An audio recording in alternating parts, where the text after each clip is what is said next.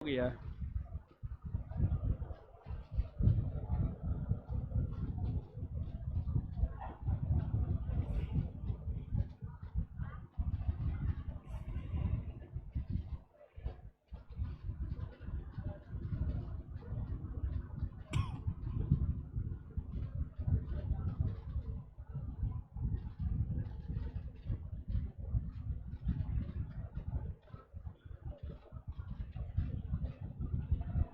Live हो गया है।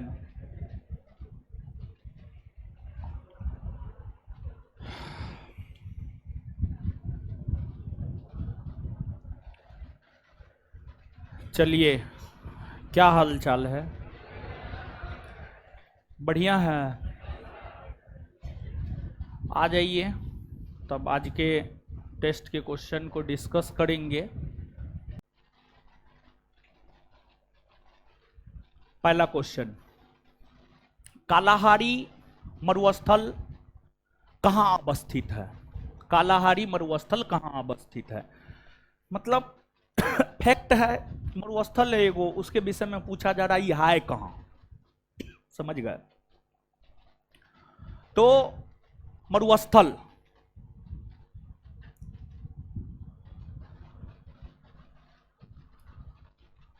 देखिए, अनउपजाऊ भूमि, ठीक है, अनउपजाऊ भूमि ही मरुस्थल कहलाता है।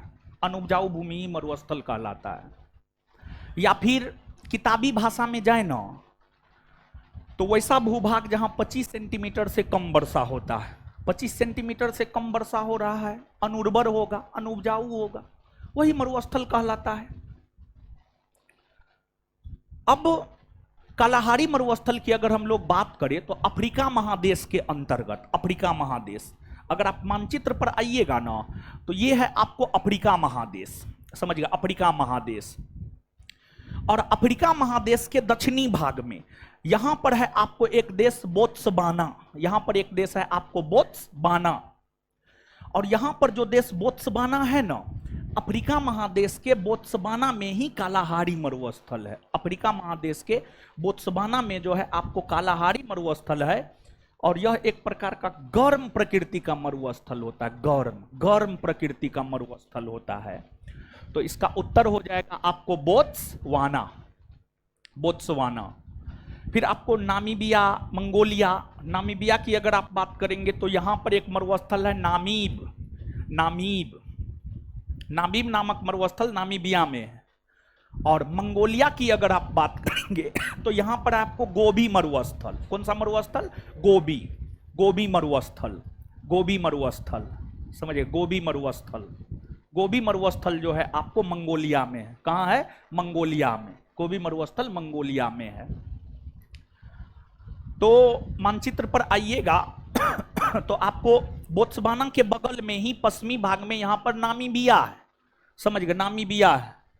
और नामीबिया में नामीब मरुस्थल है। नामीबिया में कौन मरुस्थल है? नामीब।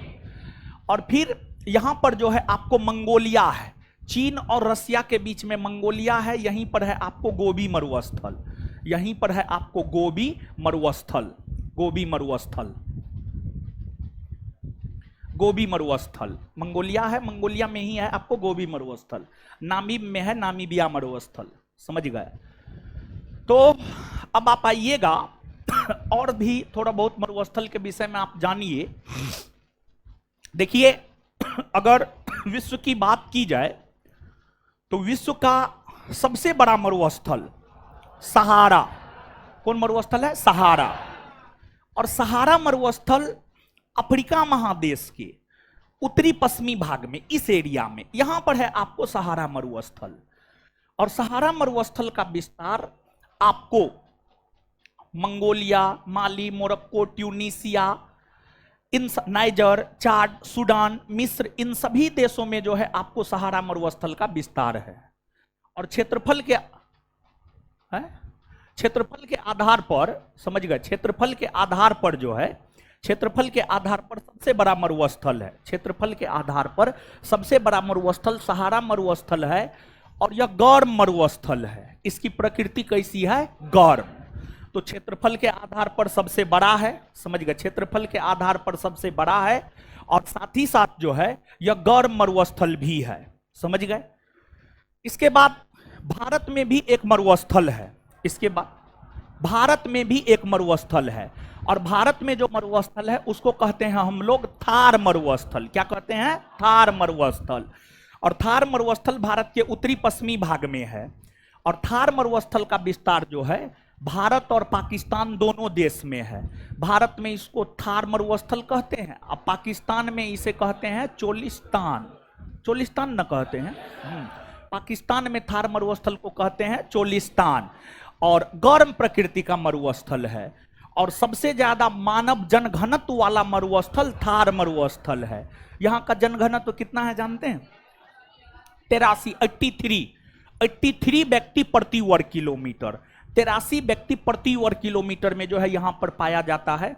हाल फिलहाल में यूपी में कोई परीक्षा हुआ था, उसमें पूछा गया था कि थार मरुस्थल का जनघनत्व कितना है। 81 व्यक्ति प्रति वर्ग किलोमीटर, 82 व्यक्ति प्रति वर्ग किलोमीटर, 83 व्यक्ति प्रति वर्ग किलोमीटर। तो इसका उत्तर हो जाएगा आपको 83 व्यक्ति प्रति वर्ग किलोमीटर। 83 व्यक्ति प्रति वर्ग किलोमीटर। तो ये सब जो है आप याद रखिएगा, ठीक है?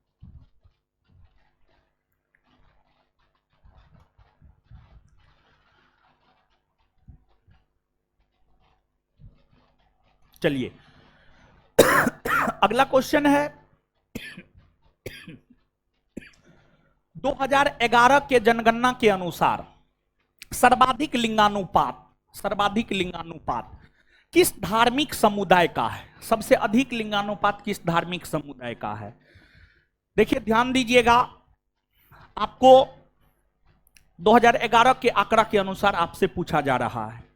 सबसे पहले तो लिंगानुपात आप सब लोग समझते होंगे, प्रति 1000 पुरुष पर, प्रति 1000 पुरुष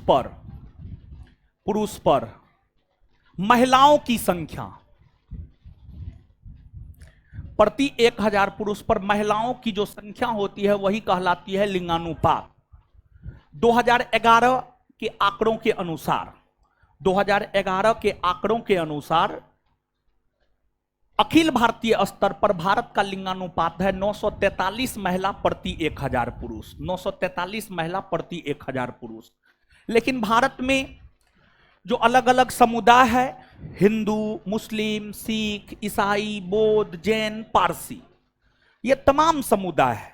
भारत में जो ये तमाम समुदाय है, इन समुदायों की अगर हम लोग बात करें तो अलग अलग, इन समुदायों की अगर हम लोग बात करें तो अलग अलग समुदाय का लिंगानुपात अलग अलग है। अलग अलग समुदाय का लिंगानुपात जो है आपको अलग अलग है। तो अब इसमें आप देखिएगा, सिख का लिंगानुपात है 893 महिला प्रति 1000 पुरुष। इसके बाद है आपको हिंदू का लिंगानुपात है 931 महिला प्रति 1000 पुरुष। 931 महिला प्रति 1000 पुरुष। इसके बाद है मुस्लिम का लिंगानुपात है 936 महिला प्रति 1000 पुरुष। मुस्लिम का लिंगानुपात है 936 महिला प्रति 1000 पुरुष। इसके बाद है आपको जैन का लिंगानुपात है 940 महिला प्रति 1000 पुरुष। और फिर है आपको बौद्ध धर्म का लिंगानुपात है 953 महिला प्रति 1000 पुरुष। और फिर है आपको ईसाई का लिंगानुपात है 1006 महिला, ठीक है, 1006 महिला प्रति 1000 पुरुष। 1006 महिला प्रति 1000 पुरुष। 1006 महिला प्रति 1000 पुरुष। तो भारत में मुख्य तौर पर यही 5-6 समुदाय पाया जाता है। और इन सभी समुदायों में आप देख सकते हैं कि सबसे कम लिंगानुपात सिख समुदाय का है। सबसे कम लिंगानुपात जो है आपको सिख समुदाय का है, और सबसे अधिक लिंगानुपात जो है आपको ईसाई समुदाय का है। सबसे अधिक लिंगानुपात जो है आपको ईसाई समुदाय का है। ईसाई समुदाय का है। समझ गए? ईसाई समुदाय का है। तो इसमें पूछा जा रहा है सर्वाधिक, सर्वाधिक पूछा जा रहा है, आंसर क्या हो जाएगा? ईसाई हो जाएगा। ठीक है, याद रख लीजिएगा। और जनगणना किसी भी जनरल कंपटीशन का बड़ी फेवरेट टॉपिक रहा है, समझिए, किसी भी कंपटीशन का बहुत फेवरेट टॉपिक रहा है, समझ गए।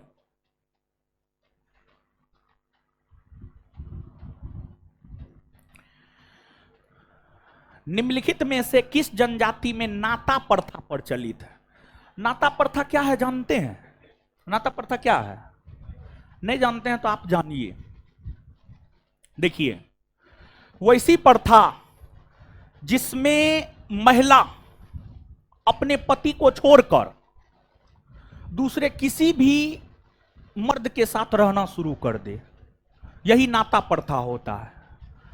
वैसी प्रथा जिसमें महिला अपने पति को छोड़कर दूसरे किसी भी पुरुष के साथ रहना प्रारंभ कर दे, यही कहलाता है आपको नाता प्रथा। और नाता प्रथा की अगर हम लोग बात करें तो राजस्थान की सबसे बड़ी जनजाति मानी जाती है मीना, मीना जनजाति।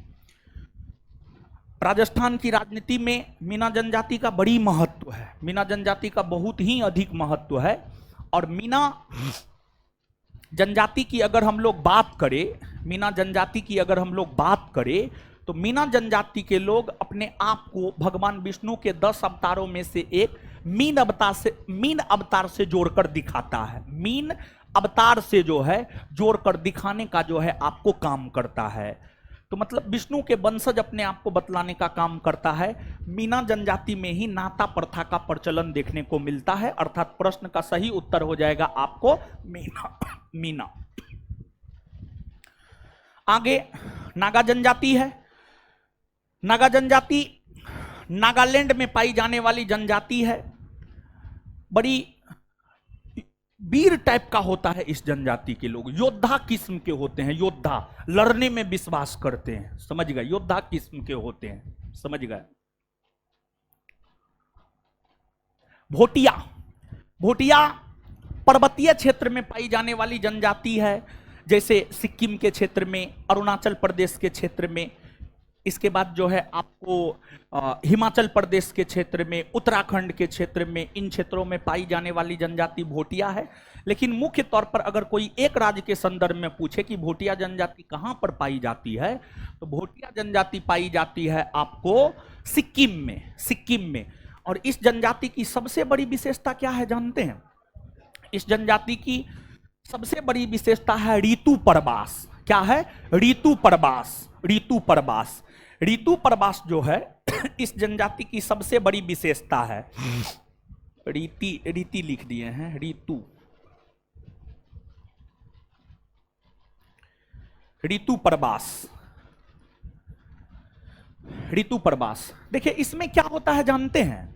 इसमें क्या होता है कि जैसे ठंडा का मौसम आता है ना, तो इस जनजाति के लोग पर्वतीय क्षेत्र से मैदानी भाग में आ जाते हैं, और जैसे गर्मी का मौसम आया तो मैदानी भाग से पर्वतीय भाग में चला जाता है। मतलब ऋतु परिवर्तन होते ही अपने निवास स्थल में, अपने रहने या आश्रय स्थल में परिवर्तन कर लेता है, यही ऋतु प्रवास कहलाता है। इसके बाद आगे है टोडा। टोडा जनजाति की अगर हम लोग बात करें, नीलगिरी क्षेत्र में पाई जाने वाली पशुपालक जनजाति है, और इस जनजाति में बहुपति विवाह का प्रचलन देखने को मिलता है। देखिए हाय क्या, इस जनजाति में जो है ना शिशु हत्या या बाल हत्या, यानी होता क्या है इस जनजाति में, अगर पता चल गया कि लड़की है, मार दिया जाता है उसको, लड़की को मार दिया जाता है, जिस वजह से लड़कियों की संख्या काफी कम होती है। और इसी वजह से जो है इस जनजाति में बहुपति प्रथा का प्रचलन होता है। मतलब एक ही लड़की के एक से अधिक पति होते हैं, एक ही लड़की के 2 पति, 3 पति, 4 पति, 5 पति होते हैं, यही होता है बहुपति प्रथा। तो इस जनजाति में बहुपति प्रथा का प्रचलन जो है आपको देखने को मिलता है, यह इस जनजाति की विशेषता है।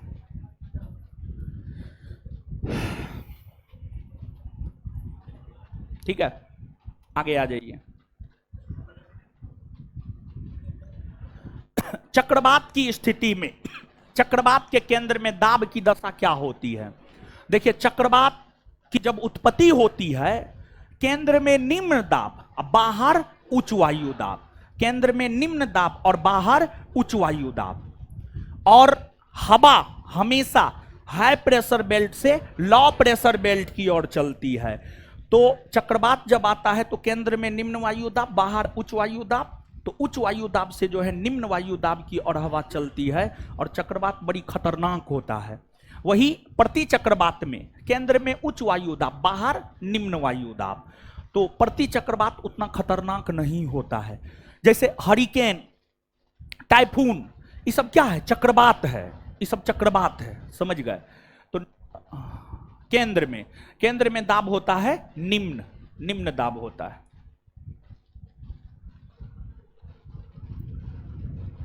भोर घाट दर्रा कहां है? ठीक है, भोर घाट दर्रा कहां है? भोर घाट दर्रा की अगर हम लोग बात करें तो यह है आपको महाराष्ट्र में। कहां है? महाराष्ट्र में। देखिए, पिछले सेशन में चर्चा किए हुए थे, अगर आपको याद हो, प्रश्न ये दिए थे कि पूर्वी घाट और पश्चिमी घाट का मिलन स्थल नीलगिरी किस दर्रा के समीप है? तो आंसर क्या हो जाता? पालघाट। पालघाट आंसर होता ना जी। और वहीं पर जो है हम आपको ईसब दर्रा का चर्चा किए थे, अगर आपको याद हो तो। देखिए, आपको गुजरात में ताप्ती नदी के मुहाने से लेकर, ठीक है, गुजरात में ताप्ती नदी के मुहाने से लेकर, गुजरात में ताप्ती नदी के मुहाने से लेकर कन्याकुमारी तक, गुजरात में ताप्ती नदी के मुहाने से लेकर कन्याकुमारी तक पश्चिमी घाट पर्वत श्रेणी है। इस पश्चिमी घाट पर्वत श्रेणी में कई सारे दर्रे हैं, जैसे कि आपको भोर घाट, थाल घाट, सेनकोटा घाट, पाल घाट। इन दर्रों में जो भोर घाट और थाल घाट है महाराष्ट्र में है। महाराष्ट्र में मुंबई है, मुंबई के उत्तरी पूर्वी भाग में नासिक है, और मुंबई के दक्षिणी पूर्वी भाग में है आपको पुणे। मुंबई को नासिक से जो दर्रा आपस में जोड़ता है यह है आपको थाल घाट दर्रा, और मुंबई को पुणे से जो दर्रा आपस में जोड़ता है यह है आपको भोर घाट दर्रा। क्या है? भोर घाट दर्रा, समझिए, भोर घाट दर्रा। तो भोर घाट दर्रा पूछा जा रहा है, महाराष्ट्र में है, मुंबई को पुणे से आपस में जोड़ने का काम करता है। और पहली बार कहा जाता है कि रेल दुर्घटना पहली बार भोर घाट दर्रा में ही हुआ है। रेल दुर्घटना पहली बार भोर घाट दर्रा में ही हुआ है।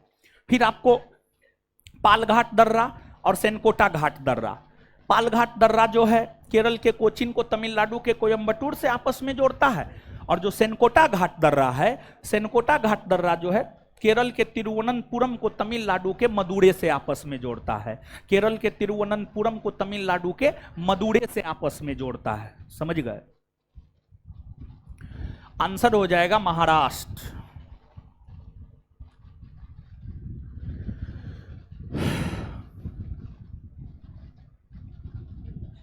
देखिए, एक पुस्तक है रस्किन की, अनटू द लास्ट, सुने?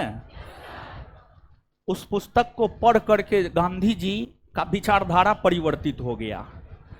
उस पुस्तक को पढ़ करके जो है गांधी जी महल से, गांधी जी के पिताजी बहुत बड़े दीवान थे, राजा का जैसा महल था वैसा महल है गांधी जी के पिताजी का था।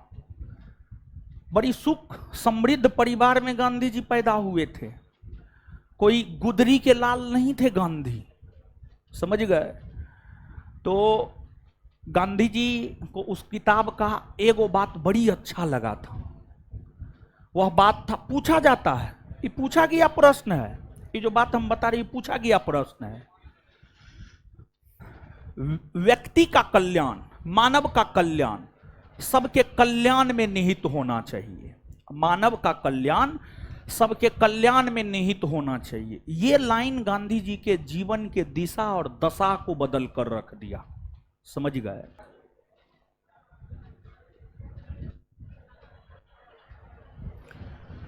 निम्नलिखित में से कौन सा विकल्प असत्य है? गलत है। असत्य है मतलब गलत है। कौन सा विकल्प असत्य है मतलब कौन सा विकल्प गलत है? गलत है। परियोजना और राज्य। टिहरी, देखिए जो टिहरी परियोजना है, टिहरी परियोजना उत्तराखंड में भागीरथी और भिलंगना नदी के संगम पर है।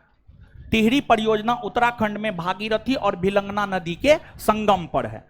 आपके बिहार एसआई का पूछा हुआ क्वेश्चन है, टिहरी परियोजना कौन नदी पर है? भागीरथी और भिलंगना नदी के संगम पर है। रिहंद परियोजना उत्तर प्रदेश में रिहंद नदी पर है। मंडी परियोजना हिमाचल प्रदेश में ब्यास नदी पर है। पोंग हो गया, मंडी हो गया, हिमाचल प्रदेश में ब्यास नदी पर है। गांधी सागर परियोजना, गांधी सागर परियोजना की अगर हम लोग बात करें तो जो गांधी सागर परियोजना है यह है आपको चंबल नदी पर मध्य प्रदेश राज्य में। चंबल नदी पर मध्य प्रदेश राज्य में।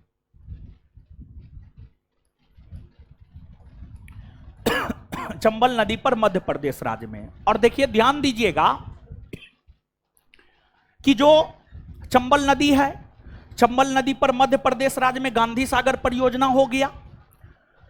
चंबल नदी पर राजस्थान राज्य में राणा प्रताप सागर परियोजना हो गया, जवाहर सागर परियोजना हो गया। समझ गए? तो ये सब है। तो आगे आ जाइएगा। असत्य है, गलत है, डी नंबर। कौन है? D number. D number.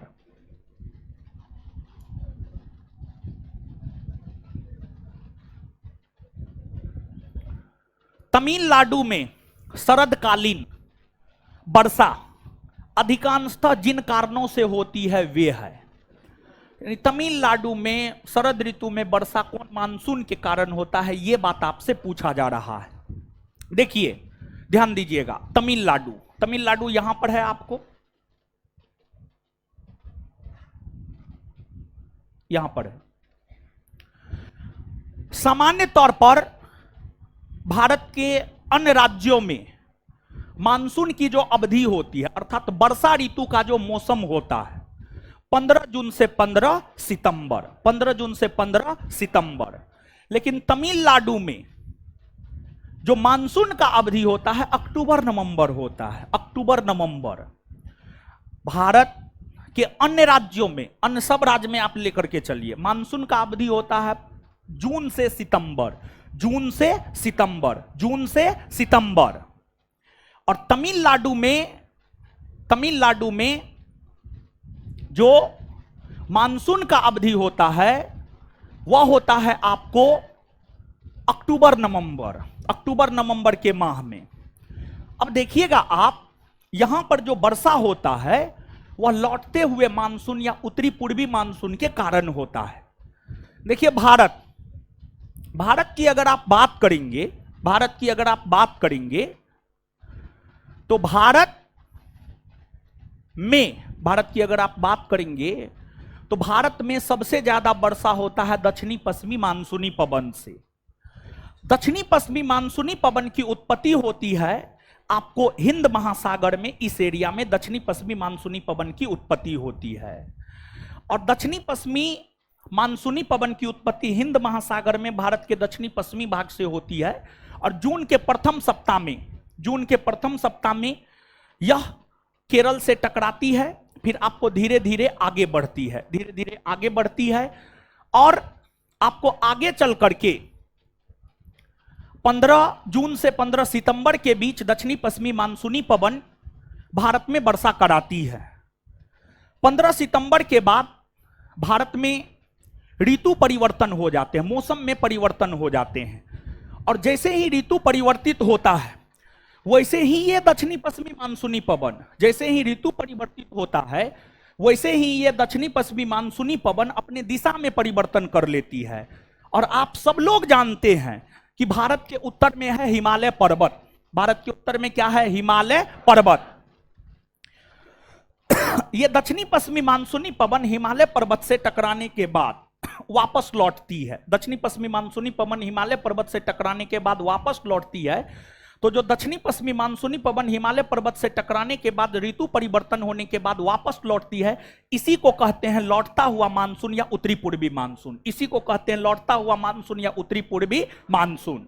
लौटता हुआ मानसून या उत्तरी पूर्वी मानसून।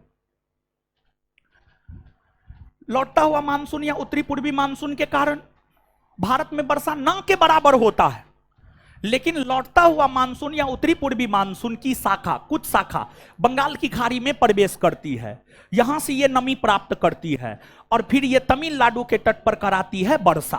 फिर ये तमिलनाडु के तट पर कराती है वर्षा।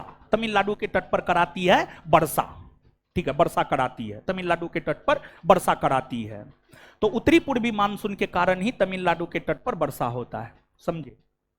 और इसकी दिशा होती है उत्तर पूर्व से दक्षिण पश्चिम की ओर, और भारत में सबसे ज्यादा वर्षा दक्षिणी पश्चिमी मानसूनी पवन के कारण होता है। दक्षिणी पश्चिमी मानसूनी पवन की दिशा होती है दक्षिण पश्चिम से उत्तर पूर्व की ओर।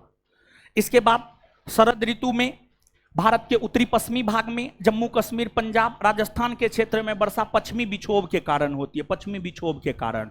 और शरद ऋतु में आप सुनते होंगे कि जम्मू कश्मीर में बर्फबारी हो रही है, तो बर्फबारी भी होता है पश्चिमी विक्षोभ के कारण ही, पश्चिमी विक्षोभ के कारण ही। तो आंसर हो जाएगा इसका उत्तरी पूर्वी मानसून।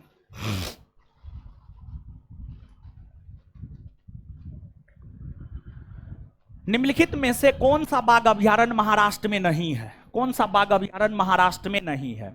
मेलघाट, सह्याद्री, दांदेली, अंसी, नवेगांव, नागजीरा। दांदेली अंसी, दांदेली अंसी अभयारण्य जो है आपको महाराष्ट्र में नहीं है, ठीक है, महाराष्ट्र में नहीं है। यह है आपको कर्नाटक में। कहां है? कर्नाटक में। कर्नाटक में।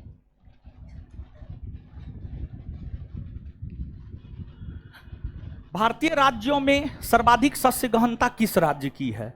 यानी कौन भारतीय राज्य का सस्य गहनता जो है सबसे अधिक है? सस्य गहनता का मतलब क्या होता है जानते हैं? देखिए, आप सब लोग जानते हैं, बहुत पहले हम आपको बताए थे, ऐसे खा पी करके तो आप बैठ ही जाते हैं, समझे। देखिए, किसी एक फसल वर्ष में, किसी एक फसल वर्ष में, एक फसल वर्ष मतलब एक वर्ष में, एक फसल वर्ष मतलब एक वर्ष में, किसी एक फसल वर्ष में मतलब एक वर्ष में, ठीक है, एक वर्ष में, एक वर्ष में, एक वर्ष में एक ही खेत में, एक वर्ष में एक ही खेत में जितना फसल उगाया जाता है, उस फसलों की बारंबारता को ही सस्य गहनता कहा जाता है। जैसे आप देखते होंगे, किसान अपने किसी खेत में एक वर्ष में एगो फसल उगाता है, किसी खेत में दूगो फसल उगाता है एक वर्ष में, किसी खेत में तीन गो फसल उगाता है, किसी खेत में चार गो फसल उगाता है एक वर्ष में। तो किसान अपने जिस खेत में एक वर्ष में एगो फसल उगाया तो उस खेत की सस्य गहनता एक, दूगो फसल उगाया तो उस खेत की सस्य गहनता दो, एक वर्ष में तीन गो फसल उगाया तो उस खेत की सस्य गहनता तीन, एक खेत में चार गो फसल उगाया तो उसकी सस्य गहनता चार, पांच गो फसल उगाया एक वर्ष में एक ही खेत में तो उसकी सस्य गहनता पांच। भारत के सभी राज्यों में सबसे अधिक उपजाऊ राज्य पंजाब को माना जाता है। पंजाब का सस्य गहनता सबसे अधिक है। पंजाब का सस्य गहनता 4 से 5 है। पंजाब में एक वर्ष में एक खेत में वहां के किसान 4 से 5 फसल का उत्पादन करते हैं, 4 से 5 फसल का उत्पादन करते हैं। दूसरा स्थान पे है हरियाणा और तीसरा स्थान पे है पश्चिम बंगाल। तीसरा स्थान पे है पश्चिम बंगाल। तो सबसे अधिक पूछा जा रहा है, आंसर हो जाएगा पंजाब, हरियाणा 2 और पश्चिम बंगाल 3।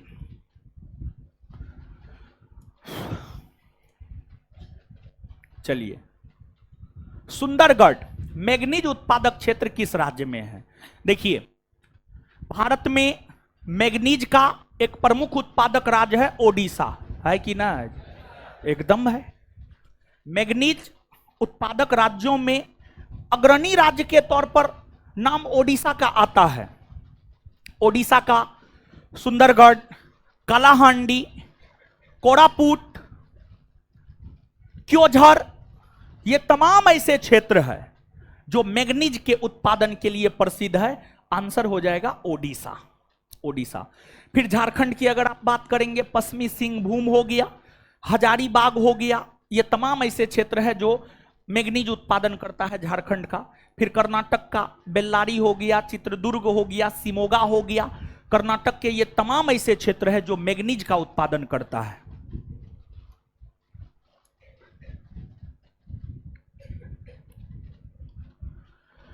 निम्नलिखित में से किस एक के लिए सतारा प्रसिद्ध है? देखिए सतारा महाराष्ट्र में है, और महाराष्ट्र का सतारा जो है आपको इस ऑप्शन के अकॉर्डिंग अगर आप जाएंगे तो पवन ऊर्जा संयंत्र के लिए प्रसिद्ध है। पवन ऊर्जा संयंत्र के लिए प्रसिद्ध है सतारा, जो है पवन ऊर्जा संयंत्र के लिए प्रसिद्ध है। देखिए ऐसे सतारा को याद कीजिए, ऐतिहासिक दृष्टिकोण से सतारा काफी महत्वपूर्ण है। एक तो आप याद कीजिए, डलहौजी ने जो राजहड़प नीति को लागू किया था 1848 में, उस राजहड़प नीति का पहला शिकार कौन बना? सतारा बना था। फिर गांधी जी के भारत छोड़ो आंदोलन को याद कीजिए। गांधी जी ने जो भारत छोड़ो आंदोलन चलाया, खैर भारत छोड़ो आंदोलन शुरू होने से पहले ही बेचारा को जेल में बंद कर दिया गया, तो वो भारत छोड़ो आंदोलन को नेतृत्व तो नहीं दे सके, लेकिन भारत छोड़ो आंदोलन का एक प्रमुख केंद्र बनकर सतारा उभरा, और सतारा में समानांतर सरकार की स्थापना हुई। सतारा में समानांतर सरकार की स्थापना वाईवी चौहान ने किया। वाईवी चौहान ने सतारा में जो है समानांतर सरकार की स्थापना किया। तो ऐतिहासिक दृष्टिकोण से यह है, और भूगोल के दृष्टिकोण से सतारा जो है आपको पवन ऊर्जा संयंत्र के लिए प्रसिद्ध है।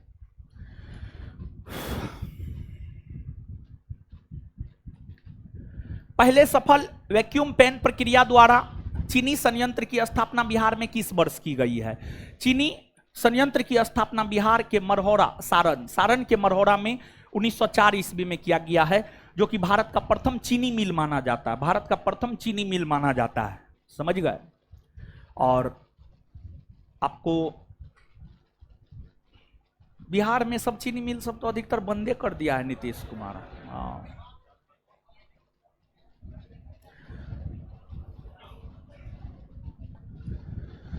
निम्नलिखित में से कौन सा विकल्प सही है? जलप्रपात और नदी, इसमें सही कौन है? सही को चुनना है। 4 गो है ना, 3 गो गलत है, 1 गो सही है। जो सही है उसको चुनना है। डुडुमा घाटप्रभा नदी नहीं। देखिए जो डुडुमा जलप्रपात है, डुडुमा जलप्रपात की अगर हम लोग बात करें तो जो डुडुमा जलप्रपात है यह है आपको ओडिशा में है ना जी। ओडिशा में है मुचकुंड नदी पर। ओडिशा में है मुचकुंड नदी पर।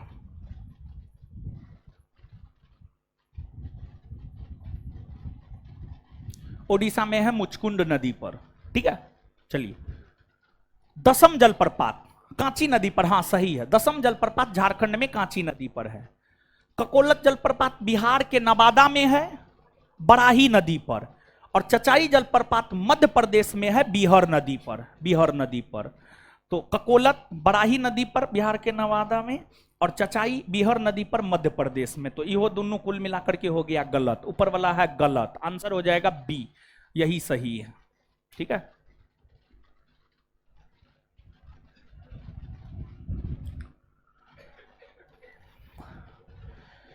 निम्नलिखित में से कौन सा प्राकृतिक पतन है जो ब्रेक वाटर और मॉल से घिरा हुआ है? गोवा का मार्मुगाओ पतन प्राकृतिक पतन है जो ब्रेक वाटर और मॉल से घिरा हुआ है, गोवा में है, ठीक है।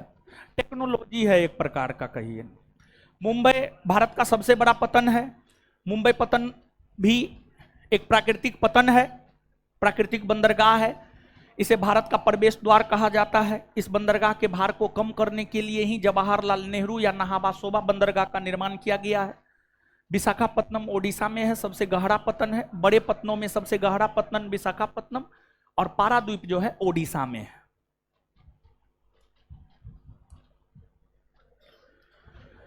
ओडिसी शास्त्रीय नृत्य किस राज्य की है? आसान है, ओडिशा की है। देखिए ध्यान दीजिएगा, शास्त्रीय नृत्यों की अगर आप बात करेंगे, क्या वो शास्त्रीय नृत्य है? 8 गो है ना जी। आपको कथक, कुचिपुड़ी, इसके बाद जो है आपको मणिपुरी, सत्रिया, मोहिनी अट्टम, ये सब है ना जी। तो देखिए कथक कहां का है? उत्तर भारत। उत्तर भारत और राज्य के संदर्भ में कहे तो उत्तर प्रदेश। ओडिसी ओडिशा, फिर मणिपुरी मणिपुर, सत्रिया असम, सत्रिया असम, फिर मोहिनी अट्टम केरल, मोहिनी अट्टम, कुचिपुड़ी आंध्र प्रदेश, कुचिपुड़ी, भारतनाट्यम तमिलनाडु, भारतनाट्यम, और एगो कथकली केरल, कथकली केरल। यही तो 8 गो है। इसमें से जो है सबसे प्राचीनतम है भारतनाट्यम। प्राचीनतम कौन है? भारतनाट्यम, भारतनाट्यम है। और भारतनाट्यम के विषय में जानकारी हमें प्राप्त होती है भरत मुनि के नाट्य शास्त्र नामक साहित्य से, भरत मुनि के नाट्य शास्त्र नामक साहित्य से। और देखिए विशेष तौर पर जो नाच गान है, नाच गान को हिंदू संस्कृति में एक्सेप्ट किया गया है, नाच गान को विशेष तौर पर हिंदू संस्कृति में एक्सेप्ट किया गया है। तो इसमें ये जो शास्त्रीय नृत्य है इसमें क्या होता है? नाच गान होता है एक प्रकार से, समझ गए। इन 8 शास्त्रीय नृत्यों में एकमात्र शास्त्रीय नृत्य कथक है जो इस्लामी संस्कृति से भी प्रभावित है, जो हिंदू और इस्लामी दोनों संस्कृति से प्रभावित है, जो हिंदू और इस्लामी दोनों संस्कृति से प्रभावित है। बाद बाकी जो अन्य शास्त्रीय नृत्य है सभी के सभी सिर्फ और सिर्फ हिंदू संस्कृति से प्रभावित है, हिंदू संस्कृति से प्रभावित है, समझ गए।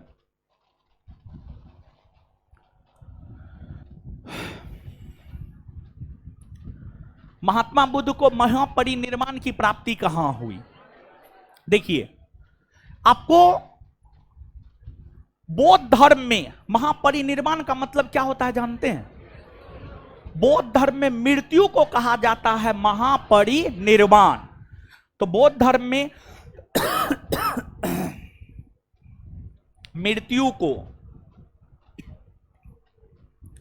महापरिनिर्वाण कहते हैं।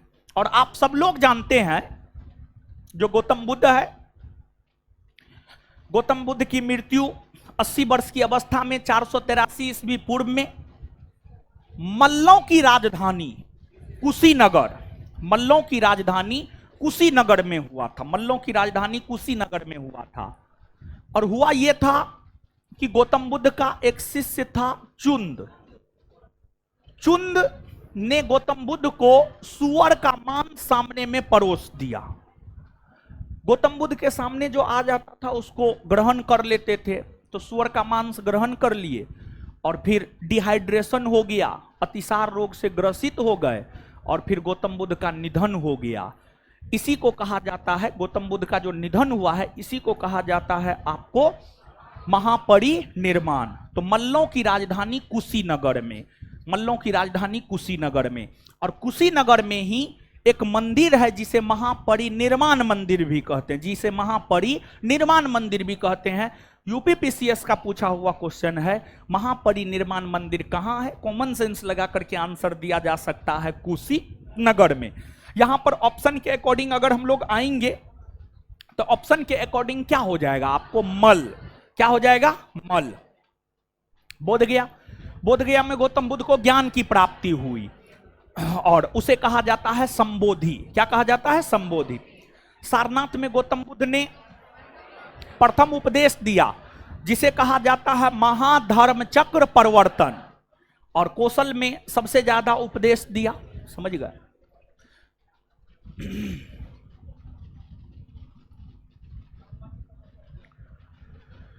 निम्नलिखित में से अशोक के कौन से अभिलेख बिहार से संबंधित नहीं है? रामपुरवा, प्रयाग स्तंभ लेख, लोरिया अरेराज, लोरिया नंदनगढ़, ये सभी अशोक के अभिलेख है। लेकिन अशोक के इन अभिलेखों में जो बिहार से संबंधित नहीं है वह है आपको प्रयाग स्तंभ लेख। इसका संबंध है उत्तर प्रदेश से, उत्तर प्रदेश से। बाद बाकी सबका संबंध बिहार से है। रामपुरवा हो, लोरिया अरेराज हो, लोरिया नंदनगढ़ हो, ये सभी है चंपारण में। कहां है? चंपारण में, चंपारण में है।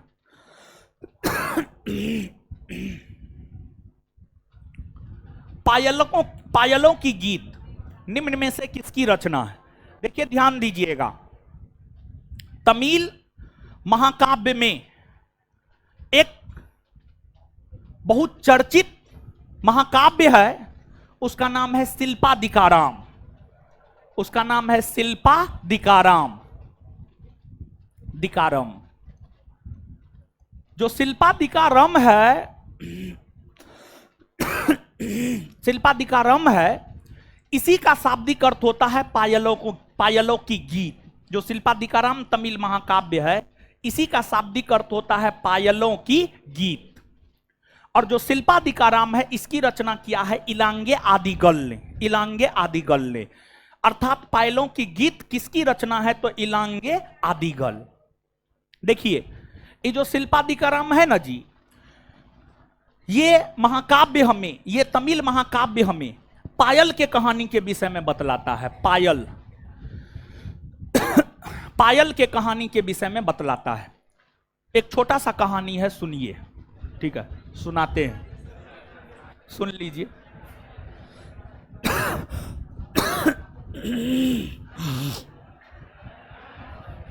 देखिए, संगम वंश के अंतर्गत जो है चेर, चोल और पांड, ये तीन राजवंश के विषय में हमें पढ़ने होते हैं। चोल वंश के एक व्यापारी हुआ करते थे, चोल वंश के एक व्यापारी हुआ करते थे कोबलम। कोबलम, कोबलम, चोल साम्राज्य का एक व्यापारी था कोबलम। कोबलम की पत्नी थी कन्नगी।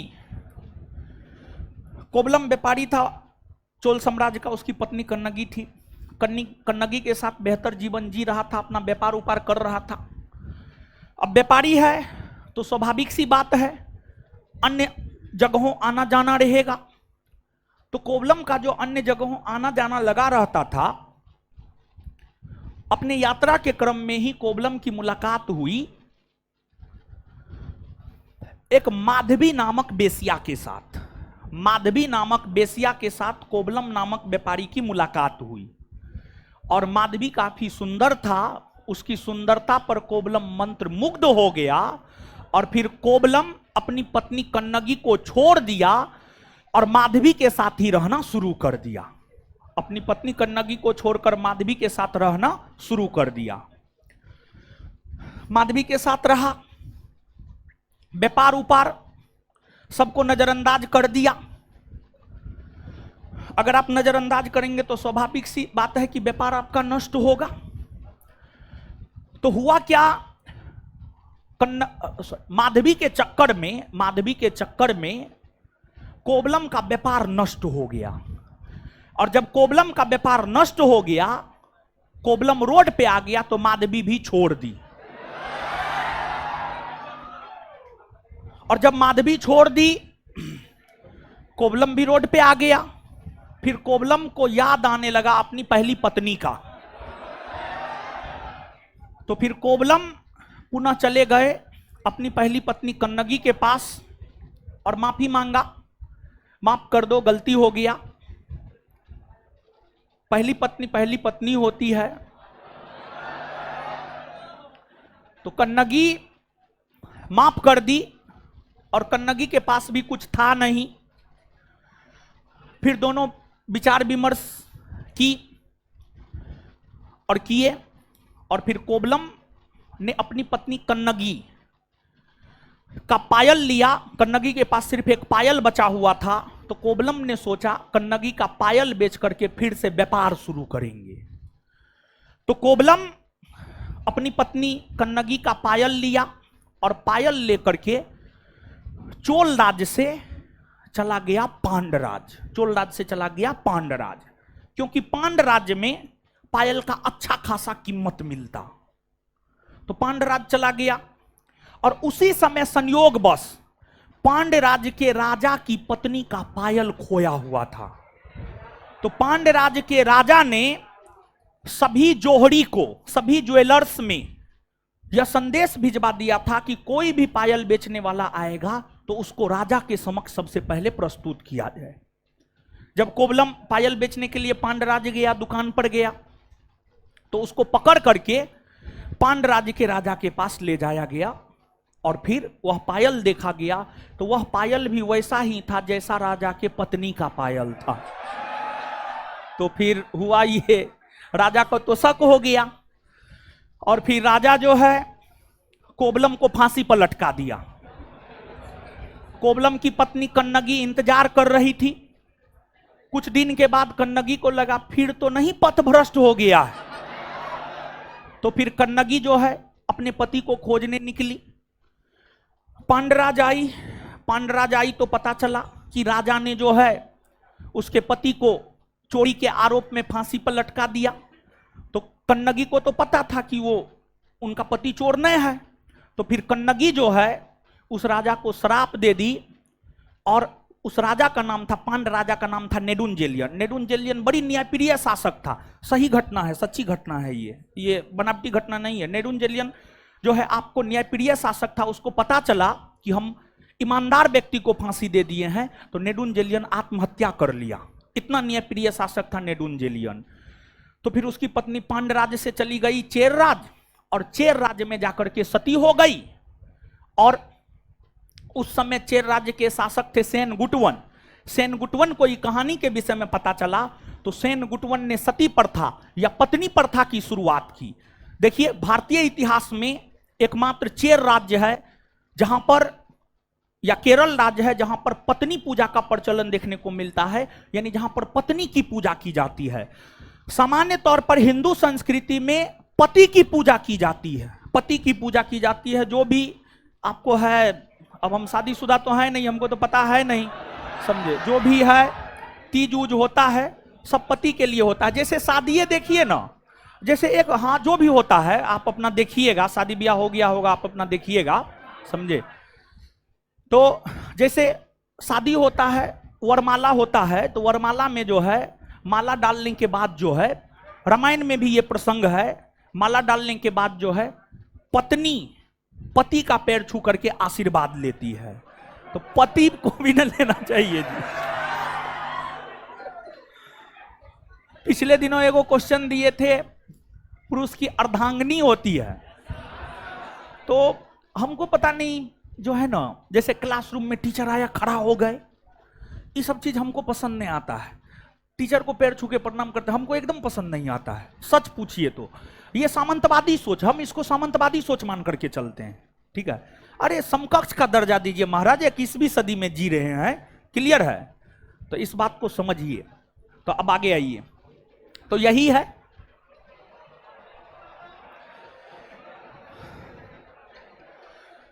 तिरुत्तक देवर। तिरुत्तक देवर ने जीवक चिंतामणि नामक साहित्य की रचना की है। जीवक चिंतामणि,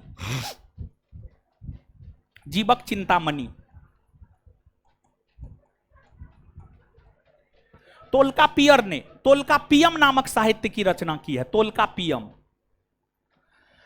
लेकिन अब जानते हैं, जो अच्छा पति है, जो अच्छा पति है, मतलब जो पति चाहता है कि उसके घर में शांति रहे, क्लेश उत्पन्न ना हो,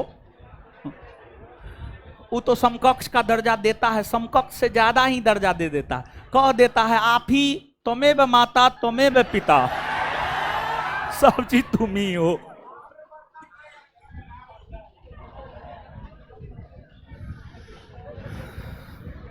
चलिए आगे आइएगा।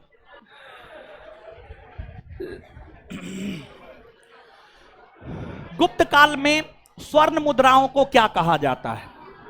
देखिए, गुप्त काल स्वर्ण काल रहा है। साहित्य और कला के क्षेत्र में विकास हुए, भारी मात्रा में मुद्रा सब का भी प्रचलन हुआ। गुप्त काल में सबसे ज्यादा सोने के सिक्का का प्रचलन हुआ था, और गुप्तकालीन सोने के सिक्का को कहा जाता था दिनार। गुप्तकालीन सोने के सिक्का को कहा जाता था दिनार।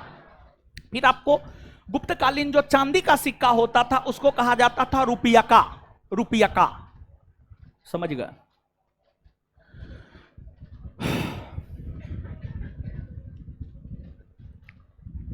निम्नलिखित में से कौन सा अमेरिका के स्वतंत्रता संग्राम का तत्कालिक कारण था? अमेरिका के स्वतंत्रता संग्राम का तत्कालिक कारण, देखिए ध्यान दीजिए। मानचित्र ना है, ठीक है। देखिए, जैसे अपना देश भारत ब्रिटेन का गुलाम रहा है, वैसे अमेरिका भी ब्रिटेन का गुलाम रहा है। अमेरिका के 13 उपनिवेश, 13 राज्य, अमेरिका के 13 राज्य ब्रिटेन का गुलाम रहा है। विशेष तौर पर जो पूर्वी राज्य है, अमेरिका के पूर्वी राज्य है या उत्तरी पूर्वी राज्य है, वो रहा है ब्रिटेन का गुलाम। और ब्रिटेन से आजादी पाने के लिए ही अमेरिका में हुए स्वतंत्रता आंदोलन, और अमेरिकी स्वतंत्रता आंदोलन का तत्कालिक कारण बोस्टन की चाय पार्टी मानी जाती है। देखिए बोस्टन की चाय पार्टी क्या है, समझिएगा। ब्रिटेन का लगभग विश्व के अधिकतर देशों में कब्जा रहा है। ब्रिटेन के लोग व्यापारी हुआ करते थे, तो ब्रिटेन अमेरिका को गुलाम भी बनाया था, और अमेरिका में ब्रिटेन का व्यापार भी था, व्यापार भी स्थापित हुआ था।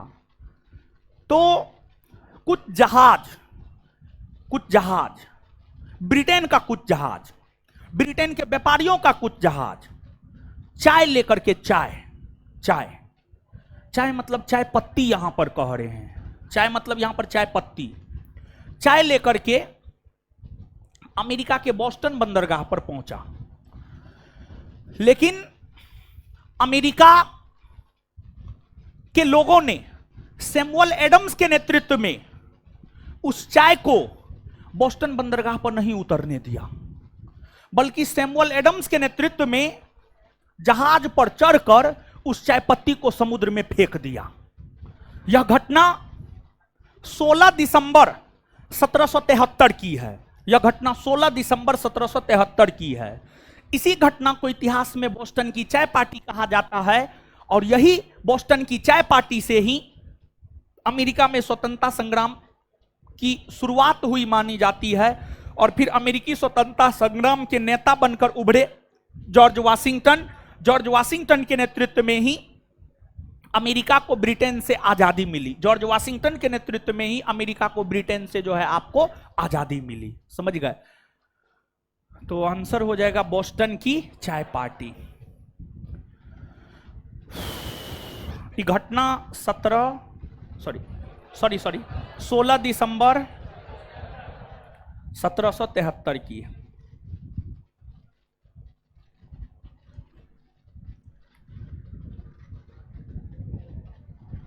ट्रालफगर का युद्ध किन दो देशों के बीच हुआ है? देखिए, जो ट्रालफगर का युद्ध है यह हुआ है ब्रिटेन और फ्रांस के बीच 1805 ईस्वी में। ब्रिटेन और फ्रांस के बीच। हाँ, तो ब्रिटेन कहिए इंग्लैंड कहिए, बात बराबरे है। ब्रिटेन और फ्रांस के बीच 1805 में। फिर यूरोपीय राष्ट्र और नेपोलियन के बीच जो है हुआ है लिपजिग का युद्ध। यह युद्ध हुआ है 1813 में। और फिर मित्र राष्ट्र और नेपोलियन के बीच 1815 ईस्वी में वाटरलू का युद्ध हुआ है। 1815 ईस्वी में वाटरलू का युद्ध हुआ है। समझ गए? और नेपोलियन क्या सपना देखा था जानते हैं? पूरा यूरोप को अपने कब्जा में करेंगे। कर नहीं पाया, थोड़ा बहुत बेचारा सफल रहा। पूरा यूरोप को कब्जा में करना चाहता था लेकिन कर नहीं पाया। इसी वाटरलू के युद्ध में जब ये पराजित हुआ ना, तो इसको मित्र राष्ट्र के देशों ने पकड़कर जो है अटलांटिक महासागर में सेंट हेलेना द्वीप पर निर्वासित जीवन जीने के लिए भेज दिया, और वहीं पर रहते हुए जो है बेचारा मर गया 1821 में।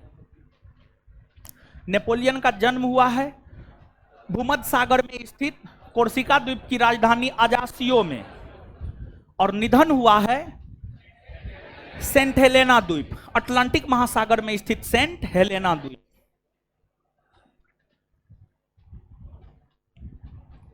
यहां है सेंट हेलेना द्वीप। देखिए, यहां है सेंट हेलेना द्वीप। इस पर ब्रिटेन का अधिकार है। एकदम पानी में छोड़ दिया इसको। समझ गए? कहां जाएगा? जहां जाना है जाओ। और कोर्सिका द्वीप यहां है, यहां भूमध्य सागर में कोर्सिका द्वीप है। तो देखिए, जन्म लिया उत्तर में, मरा दक्षिण में। बढ़िया था।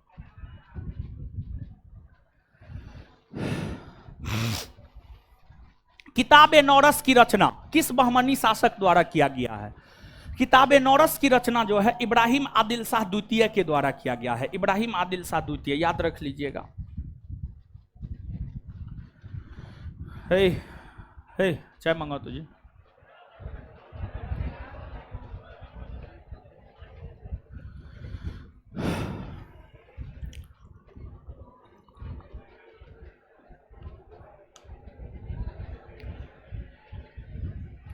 और सब क्या हाल चाल है? बढ़िया है। अच्छा ईमानदारी से बताइए तो कितने ऐसे लोग हैं 8 घंटा घर पे सेल्फ स्टडी करते हैं? 8 घंटा घर पे सेल्फ स्टडी करते हैं। हाँ ठीक है, एक बात सब लोग जान लीजिए, जो 8 घंटा से कम सेल्फ स्टडी कर रहे हैं घर पे, कुछ नहीं होने जा रहा है, कुछ नहीं होने जा रहा है बिहार में। इसके पीछे 2-3 कारण हम बता रहे हैं। एक तो क्वेश्चन आउट हो जाएगा, बोर्ड कहेगा ना ईओयू पुख्ता सबूते नहीं दिया। 300 के आसपास लोग बेऊर जेल में बंद है और बीपीएससी को चाहिए सबूत। बताइए, एकदम अंधा हो गया है, समझे? तो अपने आप को वैसन बनाइए ना कि क्वेश्चन आउट होने पर क्वेश्चन सॉल्व करता है आप ही लोग जैसा तेज विद्यार्थी, उसको हायर किया जाता है कि 10 मिनट में तुरंत सॉल्व कर देना है। मतलब हर सेगमेंट का अलग अलग रहता है। कहां हैं आप लोग? हिस्ट्री का अलग विशेषज्ञ, पॉलिटी का अलग, ज्योग्राफी का अलग, 2 मिनट में सॉल्व करके दे दिया, समझे? तो फिर भी कितनों बड़ा विशेषज्ञ हो, 10 गो क्वेश्चन है तो ओकरो से 8 गो बनेगा। क्योंकि जो वायरल होता है उसमें आप देखते होंगे कुछ कुछ आंसर गलती रहता है कि नहीं रहता है? तो एकदम तेज बनिए, स्कॉलर बनने का प्रयास कीजिए, और आप तब बन पाएंगे जब सेल्फ स्टडी करेंगे। अब बिहार सरकार तो गूंगी बहरी हो चुकी है, समझे? बीपीएससी बोर्ड तो एकदम गूंगा बहरा हो चुका है, उसको तो कुछ दिखाई सुनाई देता होता है नहीं। तो इसलिए जितना वो स्कॉलर करके आएगा ना उतना करके आइए, तबे जाकर के कुछ होने जा रहा है, और नहीं तो कुछ नहीं होगा। फिर 60-70 ला करके ऐसे रोड पे टहलते रहिएगा, सिर्फ जो है सब जगह मास्टर के यहाँ टेस्ट दे दे करके और टॉपर होते रहिएगा और कहिएगा हम तो फलना संस्थान के टॉपर है। रिजल्ट कहाँ से आया? रिजल्ट नहीं आया, आपके टॉपर होने का कोई महत्व नहीं है। रिजल्ट आ गया, आप भले संस्थान में टेस्ट में नीचे से टॉप करते हैं, रिजल्ट लाइए ना महाराज, समझ गए? हम आपको पिछली बार की बात बता रहे हैं। एक सहरसा की लड़की थी, हमको उस पर विश्वास नहीं था कि उसका रिजल्ट होगा। अचानक वो आई, रिजल्ट लेकर के हमारा रिजल्ट हो गया। नीचे से टेस्ट में टॉप करती थी, नीचे से दूसरा तीसरा स्थान रहता था, समझ गए? तो इस संस्थान उस स्थान के टेस्ट में टॉपर बनने से कुछ नहीं होने वाला है, समझे? वहां पे टॉप कीजिए महाराज, समझे? तो आइए अगले क्वेश्चन की ओर। पढ़िए सेल्फ स्टडी। जानते हैं हम आपको बता रहे हैं, हम अभी तुरंत थोड़ा देर पहले हमारा बैकग्राउंड रहा है साइंस, फिजिक्स, केमिस्ट्री, मैथ, लेकिन अब सब भूल गए हैं। सेल्फ स्टडी के बदौलत इतना बनाए, हम आपको बता रहे हैं, सेल्फ स्टडी के बदौलत इतना बनाए हैं, सेल्फ स्टडी के बदौलत। तो जब सेल्फ स्टडी से हम इतना ऊंचा मुकाम पा सकते हैं, तो आप लोग सेल्फ स्टडी से एगो नौकरी नहीं ले सकते हैं महाराज, समझ गए? एकदम ले सकते हैं। तो सेल्फ स्टडी पर एकदम जोर दीजिए। सेल्फ स्टडी बहुत जरूरी है, बहुत ही ज्यादा जरूरी है। और देखिए, जहां पर समझ नहीं आता है टीचर का सहारा लीजिए, टेस्ट दीजिए, टेस्ट से कंफ्यूजन क्लियर होता है, टेस्ट दीजिए, किताब का सहारा लीजिए, नेट का सहारा लीजिए, इस सब का सहारा लेकर के अपने डाउट को क्लियर कीजिए। और ऐसे किसी भी चीज को रट करके आगे मत बढ़िए, हर डाउट को क्लियर करके आगे बढ़िए। और थोड़ा टाइम लगेगा लेकिन बेहतर बन के उभरिएगा, समझे? एकदम खड़ा सोना, 24 कैरेट सोना बन करके उभरिएगा। लेकिन वो सब कीजिएगा का है? मोबाइल में तो देखना है, ठीक है? क्या क्या देखना है? हाँ, जो भी देखना है, ठीक है, अपना देखते रहिए। सल्तनत काल में दीवान इंसा संबंधित है। दान विभाग से, पत्राचार विभाग से, सैन्य विभाग से, कृषि विभाग से। सल्तनत काल में जो दीवान ए इंसा है इसका संबंध है पत्राचार विभाग से। किससे है? पत्राचार विभाग से। फिर सल्तनत काल में दान विभाग। सल्तनत काल में अगर दान विभाग की हम लोग बात करें तो दीवान ए खैरात, दीवान ए खैरात, दीवान ए खैरात सल्तनत काल में दान विभाग से संबंधित था दीवान ए खैरात, और इस विभाग का गठन किया था फिरोज शाह तुगलक। फिर सैन्य विभाग है दीवान ए अर्ज, दीवान ए अर्ज, इसका गठन किया था बलबन, बलबन, बलबन। और कृषि विभाग दीवान ए कोही, दीवान ए कोही, और इसका गठन किया था एमबीटी मोहम्मद बिन तुगलक।